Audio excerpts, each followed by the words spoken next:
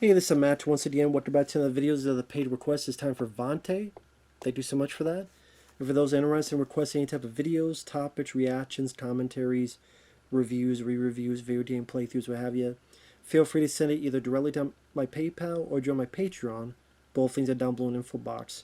And this is for The Godfather Part 3. I'm going to say this, and it's controversial. I've never been a Godfather fan. You hate everything. Yeah, I know. I do really like Goodfellas. I do really like Casino. The Sopranos, I've seen the first 2 seasons so far, I've enjoyed. So I enjoy that stuff. The Irishman, I have issues with it for its length. I definitely would say I like that more than this movie. But I've never been a Godfather fan. Francis Ford Coppola is not my favorite director. It's not just because, as a person, the way he vouched for Victor Salva made him a creep to me. But his movies, like Apocalypse Now, is okay. The Outsiders thought was okay. I don't mind Bram Stoker's Dracula, but there's elements I don't love. But I don't know if there's really a film he did that I absolutely loved. I definitely prefer Martin Scorsese. I definitely prefer Quentin Tarantino. There's just other directors I prefer over Francis Ford Coppola. His style, his pacing. And this film is easily the worst of the three. 1 and 2, I could at least respect it. I could respect Godfather 1 and 2. May not be my cup of tea. I prefer Goodfellas, I prefer Casino, even though those are rather long movies too, but the pacing, again, the way stories are directed, just about more for me. This, I don't respect. This is a piece of shit film. It is. Al Pacino does what he can. So does Andy Garcia, Diane Keaton, Talia Shire. Al Pacino as Michael Corleone, Talia Shire as his sister, Diane Keaton as his ex-wife now. Andy Garcia, I guess he's the bastard son of James Caan's character, who's in the first movie. Joe Mantegna, who's another crime boss, who's, you say, one of our antagonists in the movie. Robert Duvall does not come back. He was in the previous films. He wanted, I guess, too much money, and they wouldn't pay him for it. So his character dies off screen.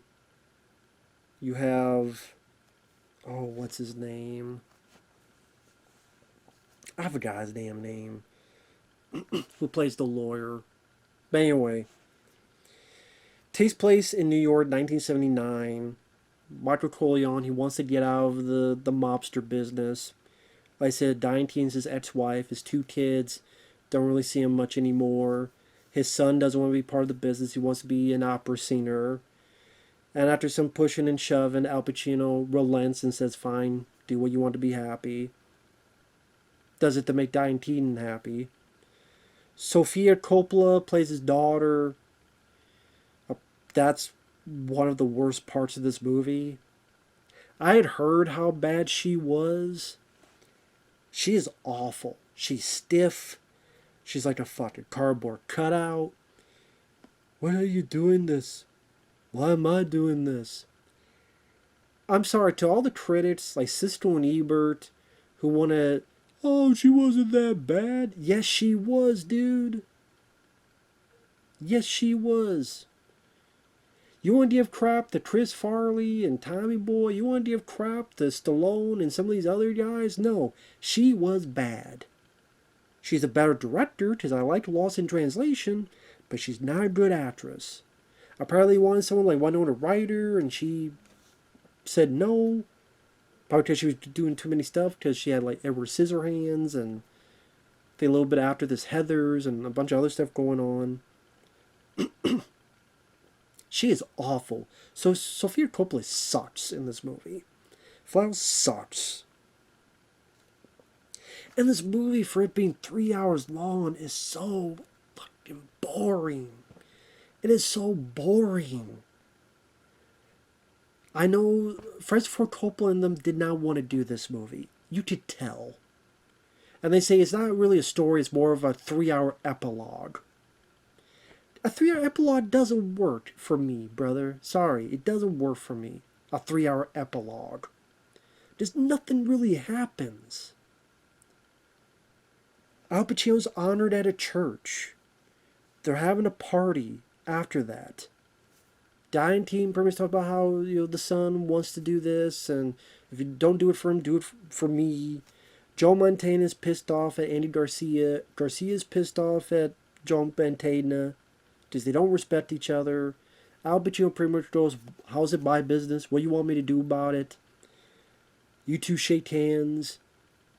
Joe Mantegna says something stupid, so Andy Garcia does a Mike Tyson and bites the guy's ear. Garcia, he's angry, just like James Caan was in the first movie. Hey, respect your loyalty, your gun-ho-ness. Fine, you want to be part of the family? You hang out with me for a while. Andy Garcia's with Bridget Fonda. These two guys tried to kill him, but he gets to jump on them. One of them is Willie Lopez from Ghost. Speaking of movies from 1990. The guy that killed Patrick Swayze's character. He takes care of their ass. And a good chunk of the film is Al Pacino talking with the Vatican Bank. The Vatican saying, "We're in a bit of a money trouble. Can you give us some money and you'll get shares of this?" And it's for Michael Corleone to get into something more legitimate, which is the real estate game. And why do these people think I gave a rat's ass about the real estate business, and your mobster going to the real estate business, and the Vatican being part of the real estate business, and why are you working with a mobster? Well, actually, they have some other shenanigans going on. This is a bit of a swindle. It's a bit of a by hook or by crook. The Vatican is full of it as well. The Vatican's as corrupted as the mobsters. And you're just waiting for something to happen for this 3 hours. The few things that happen, Andy Garcia biting Joe Mantegna's ear. There's a bit where Al Pacino sells the casino and gives the money to everybody except Joe Mantegna because him and his family didn't put any money into it in the first place. So no, I don't know why you expect to get anything out of it when you put nothing in it. But he gets pissed, so he walks out. All of a sudden a helicopter comes, shoots up the place. Pacino and Garcia are able to get out of there. You have that line that's mentioned a lot. Just when I thought I was out, they pulled me back in. Pacino does what he can. Don't mind his haircut. It's a different look for Pacino. I like him as an actor. He does what he can. Playing this older Michael Corleone. He has a stroke. Andy Garcia and the family want revenge, so they have this parade. They find the guy, they shoot Joe Mantegna, kill him. Al Pacino gets better. He's having a bit more of a talk with Diane Keaton. They go to Sicily. His son's opera shenanigans are going to be on stage, so they're going to watch that. They find out that this one guy who's they thought was a family friend, played by, was it Eli Wallach from The Good, the Bad, and the Ugly? I think it was. He's actually a traitor. Yeah, Eli Wallach, who played the Ugly in The Good, the Bad, and the Ugly. So, pretty much there's a lot of either Andy Garcia stops seeing Bridget Fonda. No, actually, he starts seeing Sofia Coppola, which I have no idea what Garcia sees in Sofia Coppola, unless he likes mannequins. Maybe that's why. He has sexual fantasies of mannequins. He wants to stuff a mannequin. I don't know. Stuff it on his bucket list, or his bucket head, or his dick in a bucket and stuff it in her. I don't know. Why they have no spark. They have no spark of chemistry because she's a dead weight, because she's a mannequin, because she's a cardboard cutout walking around and somehow speaking words. How do cardboard cutouts speak words? You're a cutout. You're a table. I am the table. I wish. Because I'd be stiff as a board, having something to fuck, instead of fucking with my brain, watching this bullshit movie. And the reason I'm not screaming my lungs out is because I don't want my throat to hurt. Because I'm a little bit under the weather, probably from this movie. And this movie got a nomination for Best Picture Oscar. Bullshit. Heat from Michael Mann. Al Pacino, Robert De Niro doesn't get a Best Picture nominee for Oscars. But this does? Bullshit. Bullshit. I call bull. People get mad at me all they want. Goodfellas, Casino, Heat. I think there's a ton of movies way better than this. In my opinion. Just my opinion. And I think this movie's boring and it sucks.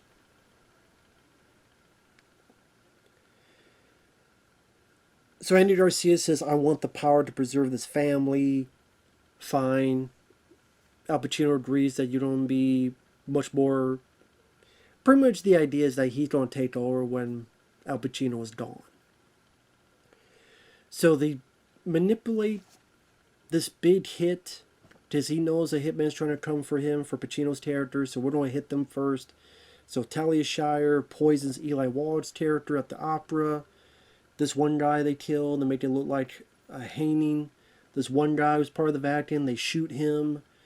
Things seem to be going fine. They took care of business. His son sings the opera. They walk out. This hitman wounds Pacino. Andy Garcia shoots the hitman, the assassin. Al Pacino turns and Sofia Coppola's been hit. And she can't even die right. It's like, Papa? My God, like, can you even die with emotion? She can't have a genuine emotion dying, let alone living, let alone anything. No genuine emotion at all. My God, man. People say, well, yeah, Francis Ford Coppola cast her because of nepotism. Yeah, I agree. Just how does anyone see this performance and go, does she ruin the film? She's a pivotal point of the movie. She's supposed to be the big end-all, be-all emotional hook. Because Al Pacino dies, he screams, cut to montage of him dancing with the women in his life, then cut to Pacino, much, much older, by himself, fallen, dying, the end. You know, that's how it ends? Like, this... They don't even have a text of what happened after that. Diane Keaton and the son never wanted to talk to him again. Andy Garcia took over the business. He retired in the year 1980, blah, blah, blah. No, it just cuts to however many years later. Was it 5 years? Was it 15 years? I don't know. And then he just falls over, then he dies. And it's like... It was such an anticlimactic way to end it. But I should be glad because at least it's over and I never have to see this damn movie again. What if it's requested for a commentary? Well, it better be a big amount of damn money for me to see this 3-hour boredom again. God, like... I like Al Pacino. I like Andy Garcia. I think they did the best they could. The famous line... Just one mouth, they pulled me back in. I like that line. There's some decent violence, like when Andrew Garcia shoots the two people that tried to kill him. This movie did not need to be 3 hours long. I don't give a rat's ass about the story, about the Vatican real estate, the Vatican bank. I did not care one iota. I don't know why anyone would give a flying effing fucking fuck about it. Or what in the blue hell should I care? The big love story between Andy Garcia and Sofia Coppola does not work because one of them is a walking plank. Is a table. You get more semen from a tube steak. One of these things is not like the other. And it's called Sofia Coppola. And you tell a lot of these people did it for the paycheck. And they did it. Al Pacino didn't want to do it, but he got paid a good chunk of money, like $8 million. Fine, I'll do it. I think Nicolas Cage begged to be. That's a hilarious thing. He didn't want to cast Nicolas Cage, but he cast Sofia Coppola. Who's the better actor? I think Nick Cage. Not granted, that for the same part, of course. I think Andy Garcia was a good choice for that part, to be fair. I think Nick Cage could have done a good job, though. But I just think it's funny. It's like, you can't find a role for Nicolas Cage, but you find a role for your daughter, who's a much, much, much, much, much worse actor. Or in this case, actress. You can watch this film and fast forward and not miss a whole lot.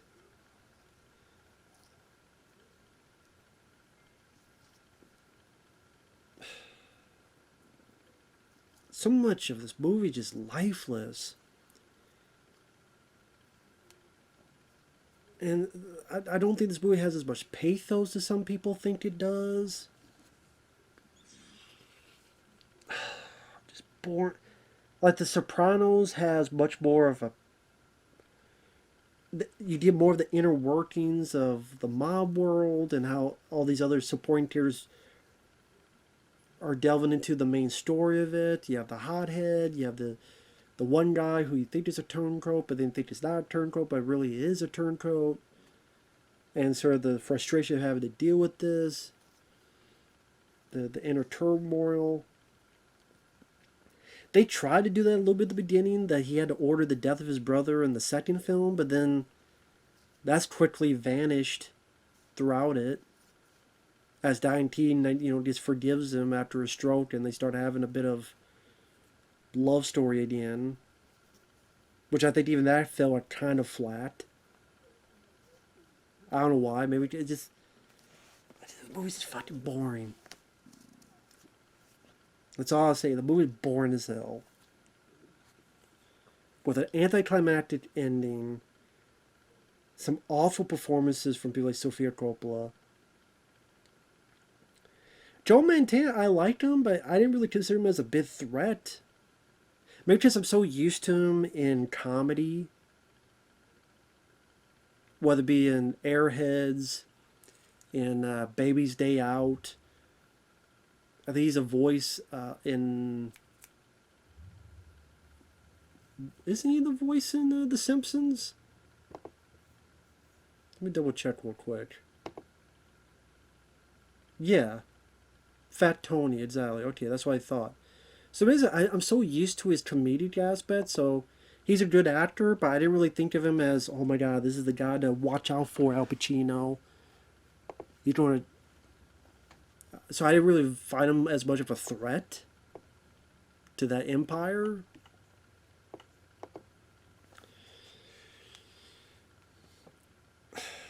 If you love the film, be my guest. I'll rather just go watch JFK.